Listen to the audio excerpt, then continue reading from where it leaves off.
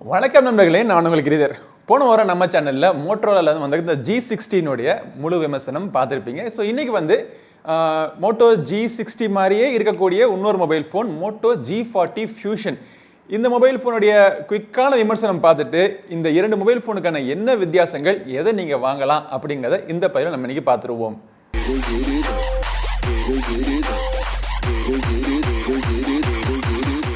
Okay, Moto G40 fusion இதுவா இல்லை இதுவா? ஓகே, இதுதான் மோட்டோ G40 ஃபியூஷன். இதுதான் அப்படின்னு எப்படி கண்டுபிடிச்சேன் அப்படின்னா, பின்புறத்தில் ஒரே ஒரு அடையாளம் தான் இருக்குது. இதில் வந்து 64 மெகா பிக்சல் கேமரான்னு போட்டிருக்காங்க அந்த கேமரா ஹம்புக்குள்ளே. இதில் வந்து 108 மெகா பிக்சல்னு போட்டிருக்காங்க. ஸோ ஆக்சுவலாக பார்த்தோம் அப்படின்னா இந்த இரண்டு மொபைல் ஃபோனுக்கும் அவ்வளோதான் வித்தியாசங்கள். கேமராஸில் மட்டும்தான் வித்தியாசம் இருக்குது. வேறு எந்த இடத்துலையுமே பார்த்தீங்கன்னா டிசைனில் அச்சு அசல் இரண்டுமே ஒன்று தான். அதே மாதிரி பிளாஸ்டிக் மொபைல் ஃபோன் தான், பார்க்குறதுக்கு கிளாஸியான ஃபினிஷிங் கொடுத்துருக்காங்க. கீழ்ப்புறத்தில் சிங்கிள் ஸ்பீக்கர், மேல் புறத்தில் பார்த்தீங்கன்னா 3.5mm audio jack, USB type சிக்கான ஒரு போர்ட் இருக்குது.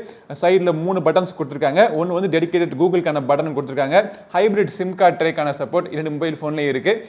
இரண்டு மொபைல் ஃபோன்லேயுமே வாட்டர் ஸ்பிளாஷ் அசிஸ்டண்டாக, தண்ணி ஏதாச்சும் லைட்டாக உங்களுக்கு மொபைல் ஃபோனில் பட்டுச்சு அப்படின்னா டேமேஜ் ஆகாமல் இருக்கிறதுக்காக ஒரு நானோ கோட்டிங்கும் கொடுத்துருக்காங்க. ஸோ டிசைன், வெயிட் எல்லாமே பார்த்தோம்னா அச்சு அசல் ஒரே மாதிரி தான் இருக்குது. இன்ஃபேக்ட் ரொம்ப ரொம்ப ரொம்ப கூர்ந்து நீங்கள் கவனிச்சிங்க அப்படின்னா G40 ஃபியூஷன் வந்து ஒரு 0.1mm G60 விட தின்னான மொபைல் ஃபோன். காரணம் என்ன அப்படின்னா இதனுடைய இந்த கேமரா சென்சர் வைக்கிறதுக்காக கொஞ்சம் இடம் அதிகமாக தேவைப்படுது. டிஸ்பிளேயும் பார்த்தோம் அப்படின்னா 120 Hz ரெஃப்ரெஷர் கொண்ட எல்சிடி டிஸ்பிளே கொடுத்துருக்காங்க. எல்சிடி பெட்டரா AMOLED பெட்டரா அப்படின்னு பார்க்கறத விட என்னைய பொறுத்த வரைக்கும் இரண்டுமே பேரலான டெக்னாலஜி. AMOLED டிஸ்பிளேயுமே மட்டமான டிஸ்பிளே பார்த்துருக்கோம், எல்சிடி டிஸ்பிளேயுமே அருமையான டிஸ்பிளே பார்த்துருக்கோம். ஸோ இது பெஸ்ட்டா அது பெஸ்ட்டா அப்படின்னு கம்பேர் பண்ண முடியாது, இரண்டும் வெவ்வேறு. இதில் வந்து உங்களுக்கு எல்சிடி பேனல் கொடுத்துருக்காங்க. ஆனால் கொடுத்துருக்கிற பேனலுடைய குவாலிட்டி நல்லாவே இருக்குது. கலர்ஸ் மற்றும் பிரைட்னஸ் ரொம்பவே நல்லா இருக்குது. ரெஃப்ரெஷ் ரேட் 120 Hz அப்படின்னு இருக்கிறப்போ உங்களுக்கு அப்ளிகேஷன்ஸ் எல்லாம் சப்போர்ட்டட் அப்ளிகேஷன்ஸ்லாம் யூஸ் பண்ணுறப்போ ரொம்பவே ஃப்ளூயிடாக ஃபாஸ்ட்டாக இருக்கும். ஸோ டிஸ்பிளேயை பொறுத்த வரைக்கும் எல்சிடி டிஸ்பிளே இருக்குது, AMOLED டிஸ்பிளே இல்லையே அப்படிங்கிறது ஒரு டிஸ்அட்வான்டேஜாக பார்க்காதீங்க. ஸோ உங்களுக்கு இந்த மொபைல் ஃபோனில் என்னென்ன தேவை அப்படிங்கிறத பாருங்கள், அதுக்கப்புறமா டிஸ்பிளே நல்லா இருக்கான்னு பாருங்கள். அப்படி பார்த்தோம் அப்படின்னா இந்த மொபைல் ஃபோனில் இருக்கிற டிஸ்பிளே நல்லாவே இருக்குது. ப்ராசஸரில் பார்த்தோம் அப்படின்னா இரண்டு மொபைல் ஃபோன்லையுமே Snapdragon 732G கொடுத்துருக்காங்க. இன்டர்னல் ஸ்டோரேஜ் பார்த்தோம்னா 128GB வேரியண்ட்டும் இதில் இருக்குது, 64GB வேரியண்ட்டும் G40 ஃபியூஷனில் கொடுத்துருக்காங்க. 4GB 64GB வேரியண்ட் இருக்கிற G40 விலை, G40 ஃபியூஷனோட விலை பார்த்தோம் அப்படின்னா 13,999 rupees. இன்ட்ரோடக்டரி ஆஃபராக உங்களுக்கு கிரெடிட் கார்டெலாம் போட்டு ஒரு 1000 ரூபா டிஸ்கவுண்ட்டும் கிடைக்குதுன்னு பார்த்தீங்களேன். 6GB 128GB டாப் எண்ட் வேரியண்ட்டுடைய விலை வந்து 15,999 rupees. அதுலேயும் பார்த்தீங்கன்னா உங்களுக்கு 1000 rupeesக்கான டிஸ்கவுண்ட்டும் உங்களுக்கு கிடைக்கும். 732G கொண்ட இந்த என்கிட்ட இருக்கிற 6GB RAM வேரியண்ட், இதில் வந்து பெர்ஃபார்மன்ஸ் அருமையாகவே இருக்குது. எந்த இடத்துலையும் ஒரு திக்கல் திணறல் இல்லாமல் நீங்கள் கேம் பிளே ஸ்மூத்தாக நீங்கள் விளையாடலாம். அதிகமான ஹீட்டிங் இஷ்யூஸ்லாம் கிடையாது. ரொம்ப நேரம் ஒரு 1.5 மணி நேரத்துக்கு மேலே நீங்கள் விளையாண்டிங்க அப்படின்னா ஒரு 6லேருந்து ஒரு 7 டிகிரி வந்து டெம்பரேச்சர் இன்க்ரீஸ் ஆகுது. அதே மாதிரி சாஃப்ட்வேர் இரண்டு மொபைல் ஃபோன்லையுமே மோட்டோ G60லையும் சரி G40 ஃபியூஷன்லையும் சரி உங்களுக்கு Android 11 பிளெயின் வெனிலா ஆண்ட்ராய்ட் கொடுத்துருக்காங்க. இதில் வந்து எந்த விதமான கஸ்டமைசேஷன், எக்ஸ்ட்ரா அப்ளிகேஷன்ஸ், தேவையில்லாத உங்களுக்கு நோட்டிஃபிகேஷன்ஸ், ரெக்கமெண்டேஷன்ஸ் எதுவுமே உங்களுக்கு வராது. மோட்டோரோலா தரப்புல இருந்து ஒரே ஒரு அப்ளிகேஷன் மோட்டோ அப்படின்னு சொல்லக்கூடிய ஒரு அப்ளிகேஷன் கொடுத்துருக்காங்க. ஸோ அந்த அப்ளிகேஷன் மூலமாக மை UX அப்படின்னு சொல்லக்கூடிய ஃபீச்சர் வச்சு இந்த மொபைல் ஃபோனில் இருக்கக்கூடிய வால்பேப்பர், ஐக்கன்ஸ், பேக்ரவுண்ட் கலர், இந்த மாதிரி பல விஷயங்களை நீங்கள் மாற்றிக்கலாம்.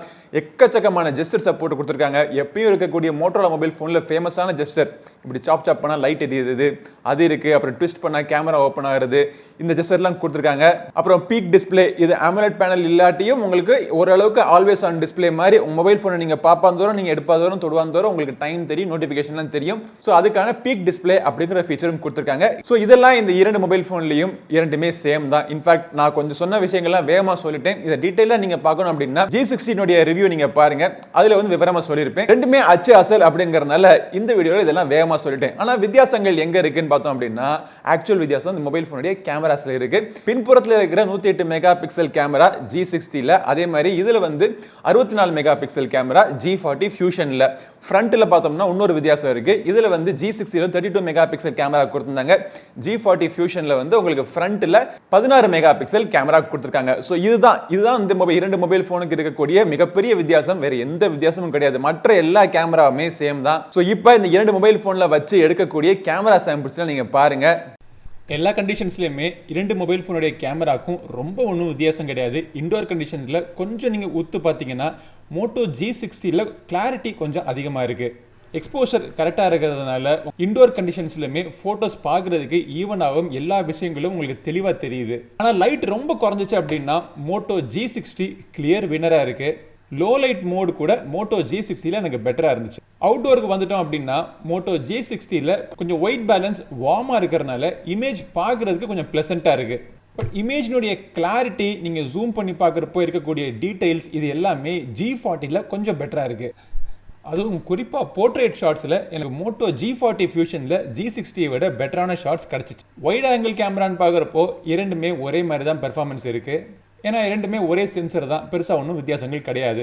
மேக்ரோ ஷாட்ஸில் G60 கொஞ்சம் ஸ்லைட்டாக பெட்டராக இருந்துச்சு. ஃப்ரண்ட் கேமராக்கு இரண்டு மொபைல் ஃபோன்லேயும் உங்களுக்கு ஃப்ளாஷ் கொடுத்துருக்காங்க. இண்டோர் கண்டிஷன்ஸில் லைட்டு கொஞ்சம் கம்மியாக இருந்துச்சு அப்படின்னா சர்ப்ரைசிங்லி மோட்டோ G40 ஃபியூஷனில் செல்ஃபிஸ் பெட்டராக இருக்குது. ஃப்ளாஷ் போட்டு எடுக்கிற ஃபோட்டோஸ் இரண்டுலேயுமே வேஸ்ட். அவுட்டோர் கண்டிஷன்ஸில் வர்றப்போ ஆப்வியஸ்லி மோட்டோ G60ல கொஞ்சம் செல்ஃபிஸ் பெட்டராக இருக்குது. வீடியோஸ் இரண்டு மொபைல் ஃபோன்லையுமே உங்களுக்கு 4K video electronic image stabilisation support பண்ணுது. ஆனால் வீடியோடைய குவாலிட்டி G60ல கொஞ்சம் ஒயிட் பேலன்ஸ் வார்மாக இருக்கிறதுனால பார்க்குறதுக்கு ப்ளசண்ட்டாக இருக்குது. ஃபோக்கஸிங் இரண்டுலேயுமே கொஞ்சம் திணறலாக தான் இருக்குது. இரண்டு மொபைல் ஃபோன்லேயுமே உங்களுக்கு டூயல் கேமரா ஆப்ஷன்ஸ் கொடுத்துருக்காங்க.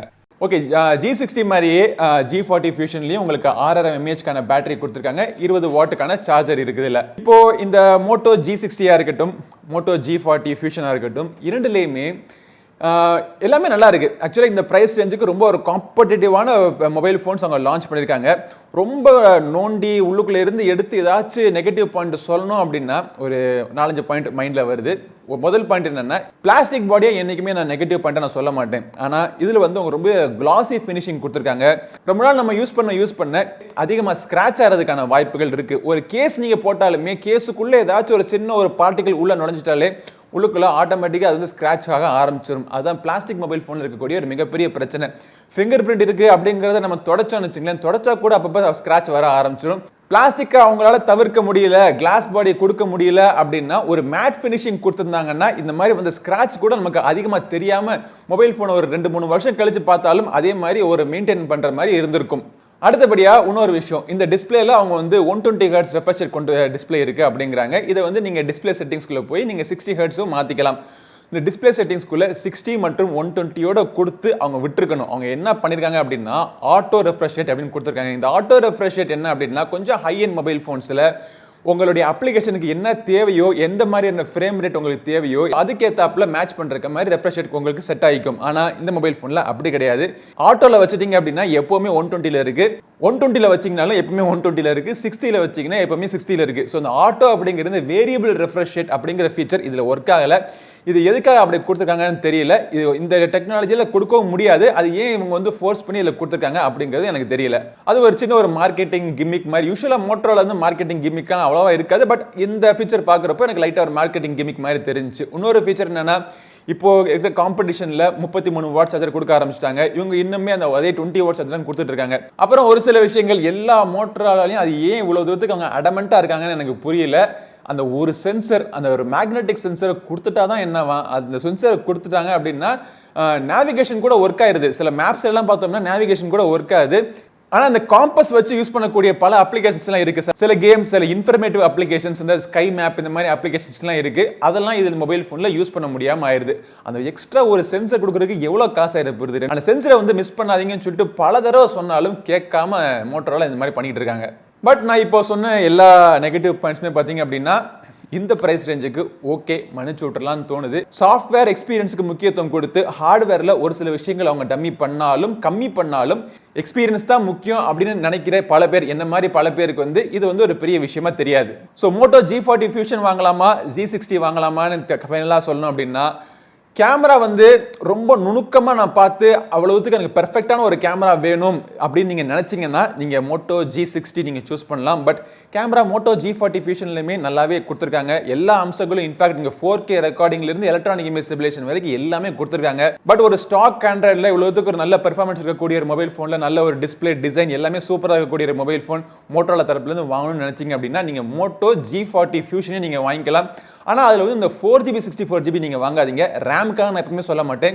இன்டர்னல் ஸ்டோரேஜ் 128 GB இருக்கு பார்த்தீங்களா, அந்த வேரியன்ட் நீங்கள் வாங்குறது பெட்டரான சாய்ஸாக இருக்கும். ஸோ இந்த வீடியோ உங்களுக்கு பிடிச்சிச்சுன்னா லைக் பண்ணுங்க, நம்ம சேனலுக்கு இன்னும் சப்ஸ்கிரைப் பண்ணலாம், சப்ஸ்கிரைப் பண்ணிட்டு கூடவே இருக்கிற பெல் பட்டனை பிரஸ் பண்ணிடுங்க. அடுத்த ஒரு பதிவில் உங்களை மீண்டும் சந்திக்கும் வரை உங்களிடம் வந்து விடைபெறுவது உங்கள் நண்பன் கிரிதர். வாழ்க தமிழ், வளர்க பாரதம். நன்றி, வணக்கம்.